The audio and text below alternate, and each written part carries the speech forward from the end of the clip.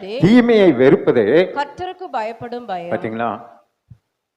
தீமையை வெறுப்பது கர்த்தருக்கு பயப்படுகிற பயம். பயம் என்று சொன்னா நீ ஒரு உருவத்தை பார்த்து பயப்படுகிறது அல்ல, மாதிரி பயம் அல்ல.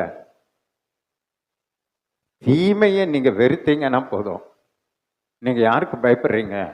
கர்த்தருக்கு பயப்படுறீங்க. உலகத்துல எதெல்லாம் தீமை என்று வேதம் சொல்லுகிறதோ அதெல்லாம் விட்டு விலகி நீங்க நடந்து கடந்து போனா போதும். அப்ப கர்த்தர் புரிந்து கொள்வான், இவன் எனக்கு பயந்தவன், இவள் எனக்கு பயந்து நடக்கிறவள். அப்ப இவங்களை என்ன பண்ணணும்? ஆசீர்வதிக்கணும் அப்படின்னு சொல்லி உங்களுக்கு ஆட்டோமேட்டிக்கா ஆசீர்வாதத்தை ஆண்டவர் கொடுத்துருவார். நீங்க ஒரு சின்ன தொழில் செய்தா கூட அது எங்கேயோ போகும்.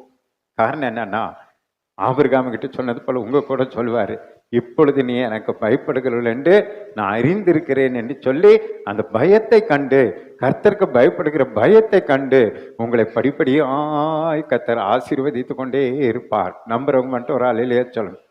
அப்ப அந்த தீமையை விட்டு விடுகிறதல்ல, தீமையை வெறுக்கிற